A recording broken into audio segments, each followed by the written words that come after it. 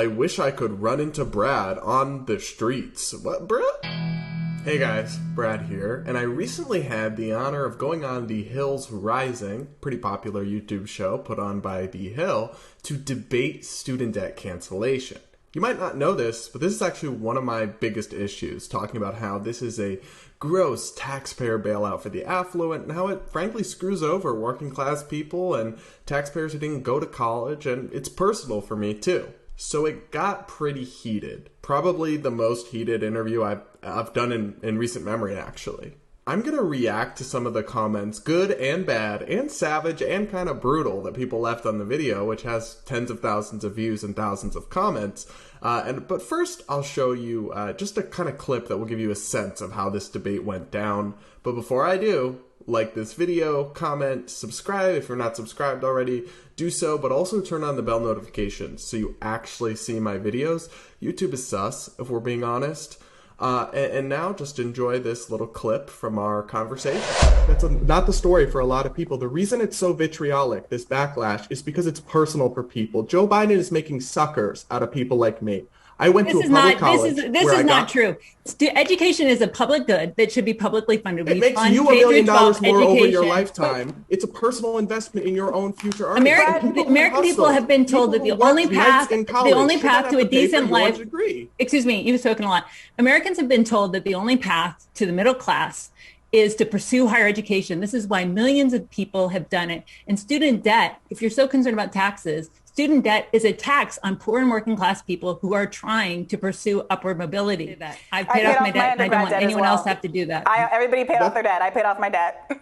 That's great. My only point is that millions of Americans right now are at home feeling like absolute suckers. Because I went to a state school where I got a scholarship. I didn't have millionaire parents either. I worked as a security guard nights from a week before my school started. I graduated in 3 years with a credit overload, all to avoid student debt. And I wish I could take back those 24-hour shifts I worked on long weekends because now, I should have just ran up the charge and gotten $10K in federal loans and then had Uncle Sam take care of it. And the thing is, we're not spiteful. It's not like we just don't want other people to have nice things. It's right. That's not the case. We don't want to pay for it. We don't want to pay more in taxes so that y'all don't have to pay back the return on your investment that will earn you $1 million more. All right, well, I hope y'all enjoyed that. Let's hop into the comments section and see what people had to say. Oh, this one. The guy on the bottom right looks coked out of his mind. No pickles. And just a sprinkle of cocaine. I get this a lot. I think it's because sometimes I forget to blink when I'm on camera. According to Brad's logic, past slaves are being made to look like fools because of all the free black people running around America today. Yeah. Student debt cancellation is exactly like slavery. Well, have you thought about, not doing that? Why are people on the internet so weird? I disagree with all four of these losers. That's me most of the time when I watch TV also, so fair. Brad is the man. Good segment. Oh, thank you. Actually, a positive comment. My condolences for Brad. Dealing with such economic illiteracy, shifting goalposts, and strawman fallacies really shows how these progressives have no understanding of the real world. Notice how Bree cuts him off. She would have to do that, otherwise he would rip apart her delusions. Yeah, I will just say this segment was 75% dominated by Briahna Joy Gray, filibustering and interrupting. And it's her show. She's one of the co-hosts, so that's fine, I guess. But I spoke up, and I think my points were pretty on point, and I don't think they had a lot of facts on their side. It was a lot of whataboutism, a lot of emotional appeals, but yeah, the facts are pretty much on my side on this one. Oh, Jared says, this Brad guy just gets paid to carry water for the wealthy. It's incredibly pathetic.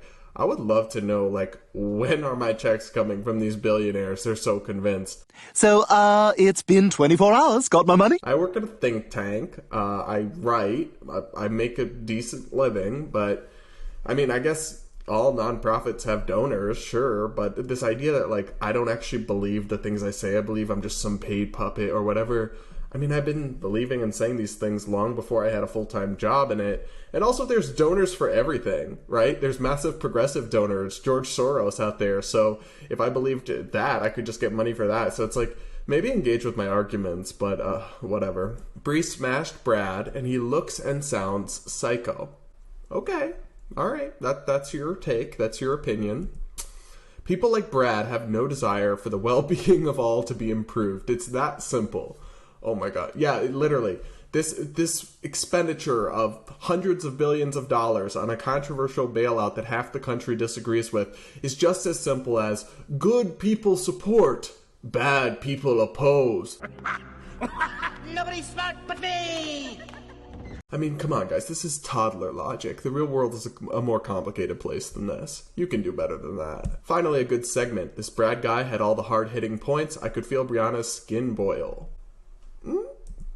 Of course, this guy is named Brad. I love watching these intelligent women decimate the Brads of the world that don't believe billionaires should pay taxes like the rest of us.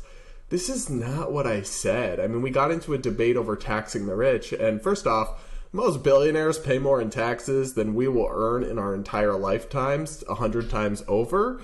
So the whole thing's kind of a non sequitur. But the debate that broke out on the panel was not whether billionaires should be taxed. They are taxed, and I support closing a lot of the loopholes, actually.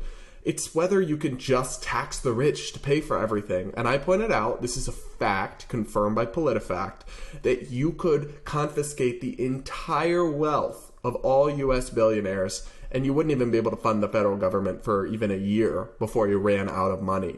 So you can't just tax the rich. All this spending is going to mean more taxes for folks like you and me. Tax the rich is a fantasy. I wish I could run into Brad on the streets. What, Brad? So they are in danger. No one's in any danger. How can I make that any more clear to you? Okay, it's an implication of danger. Okay. You might need to talk to somebody about that. And also, I stay strapped, so watch yourself. Polumbo is bad faith out of the gate, assigning some magical dollar amount now owed by every taxpayer. Federal student loan cancellation means the debt is gone. Neither taxes nor taxpayers are involved. First off, you can't spell my name right. It's literally right above you in the description. My dude, where do you think the federal government gets its money? Taxpayers, either directly through taxes, indirectly through debt that burdens us and requires higher taxes to pay the interest, or through printing money, which causes inflation, a stealth tax. And when they give out, $1.5 trillion in our tax money, which is what they did, and then that money is no longer going to come back in, that creates a hole in the budget that either has to be made up through higher taxes or more debt or more inflation. Either way, taxpayers do have to pay. You can't just forgive a loan. What fantasy world do these people live in? Oh my goodness. Open a textbook of economics. Brad basically destroyed both of these woke, tax-obsessed, liberal snowflake girls in the first 30 seconds of this interview. I agree that I think I won the argument. I'm obviously a biased party, but let's not call people names, even though they did that to me. Wow, could Rising have picked a more arrogant person to argue Robby's side? That Brad Polumbo's obnoxious facial contortions rival Cenk Uyghur's during his debate with Bria on the Young Turks. He appears to be auditioning for a gig on CNBC. Tongue-bathing billionaires! I love that. I don't think I'm that arrogant. I know my face is an open book. That's just a thing. I've never been able to contain what I'm thinking. So when I'm on TV or I'm on camera and somebody's talking and they're just saying absolute nonsense or BS, my face will be like, I'm sorry, I'm not sorry. With me, you know what you're going to get. The guy even looks as slimy as his politics. Brad gets paid to say this, so of course he has to pretend that he speaks for a large swath of people. Yeah, tax cuts for the rich, but nothing for anyone else. First off, these people, I don't even think they know anything about me. I get paid to say this. I mean, and also, I do. It's just a fact. I speak for a large swath of people. 2/3 of Americans basically oppose full student debt cancellation, and then half the country still opposes, modest or half cancellation. So it's this idea that, everyone just who disagrees with you is just some spokesperson puppet for the rich. The ironic part is they're literally doing welfare for the rich with this student debt cancellation. As I pointed out, a study found full student debt cancellation, not what Biden's doing, that has some income caps, but full debt cancellation, which is what both the people I was debating believe in, would benefit the top 20% 6 times more than the bottom 20%.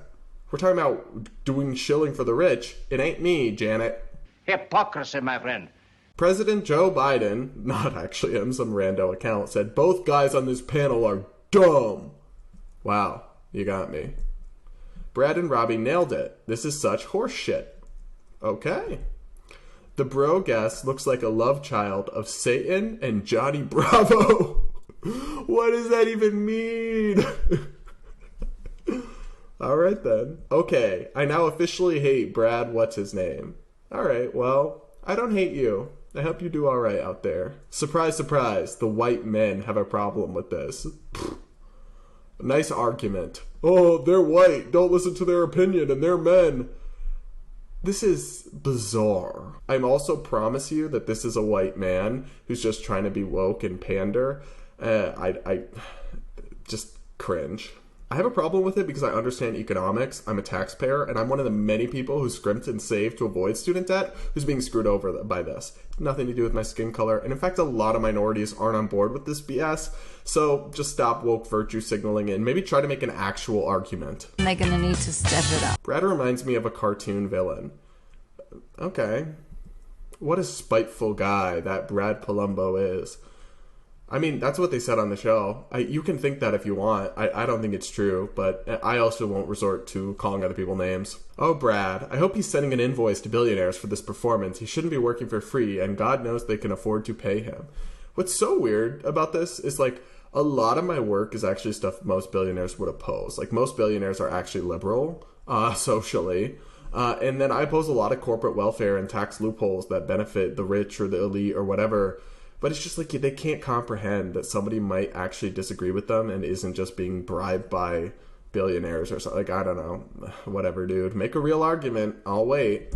She lost me when she accused Brad of wanting to live in a world where only the rich can go to college. That's a bit emotional for me. If you want your argument to be considered as reasonable and sensible, speak in that manner. Yeah, I agree. That's why I don't do ad hominem. I try very hard not to. I'm not perfect, but I try to stick on the issues. If other people don't, I don't know what I can do about it. Brad and Robby's brain rot is impressively hilarious. Yeah. Brad is a putz. Honestly, I don't even really know what that means. It's like an old boomer word. Well, could you get another? I knew this was a BS segment once he threw out the taxpayers are paying for this. No, they aren't. Taxpayer revenue doesn't fund federal programs. Where do these people think the federal government gets its money? From taxes? From debt that taxpayers are on the hook for and have to pay off and pay the interest? Or through money printing, which causes inflation, a tax on all of us? The funds have already been distributed to the colleges. At most, the government is losing out on the revenue. That's literally, you don't understand how math works. If you have an asset on your books that is then wiped, right, you are therefore losing that amount of money and it has to come from somewhere else. Same thing in reverse with a liability. Like, if you don't understand the basics of public finance, don't come to the comment section and run your mouth at me as if I don't know how this works when I've been doing this for years. I know this issue in and out. Disagree with me, but don't gaslight us with this little nonsense rant. So how have you the audacity to talk to me like you're talking to me? This is lovely, watching these two women destroy these two big hair, rich white guys. Heads up, there is a reason libertarianism isn't possible because it's a bunch of rich white guy nonsense. Again, like, if the best argument you've got is that I'm a white guy, okay. I mean, you could just as simply say to them, wow, these women are getting destroyed by this gay man. There's a reason all these gay men are right about things and all these straight women can't see what's accurate. Like, just make actual arguments. Stop with this identity nonsense. And also, you know nothing about our personal finances. I don't know that I would say I'm rich, but I'm definitely doing very well for myself, and I don't feel bad about that. You're not going to make me feel bad about that. I certainly wasn't when I was scrimping and saving as a college student. Wasn't rich then. I didn't know the Mr. Robot guy was a political pundit. I'm going to have to look that up. I don't know who that is. Okay, Editor Brad here after the fact. I kind of see it, and also I'm not mad about it because he's kind of a good-looking guy, so thanks. Brad is such a weasel. Sickening. Oh, okay, Kevin.